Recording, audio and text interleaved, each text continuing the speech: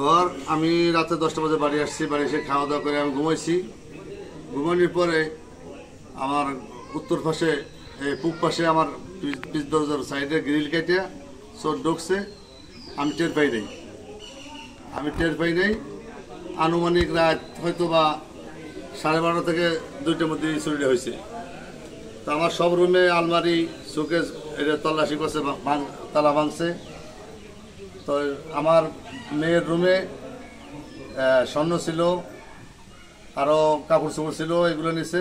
স্বর্ণ নিছে, চেন নিছে, 2 জোড়া কাঁটা নিছে, আংটি নিছে, আর হাতের ব্যাস নিছে, নুপুর নিছে, সে পায়ের 2 জোড়া, আর সে 3 পিস নিছে 5-6 সেট, আর শাড়িও সেট 5-6টা নিছে। নগদ টাকা নিছে। আমার রুম থেকে ব্যাগ নিয়ে আমার রুমের টাকা ছিল, ওইটা নিছে 1,62,000 টাকা নিছে। আমি চাচ্ছি সুস্থ তদন্ত এবং চোরের উপযুক্ত বিচার। মূলক করে হয়তো বা কেউ করতে পারে। আমি তো দেখিনি, যেহেতু আমি দেখিনি, আমি কাউকে সন্দেহ করে নাম বলতে পারতেছি না। আমি এখনো কোনো অভিযোগ দায়ের করি নাই। আমি থানায় অভিযোগ দায়ের করবো।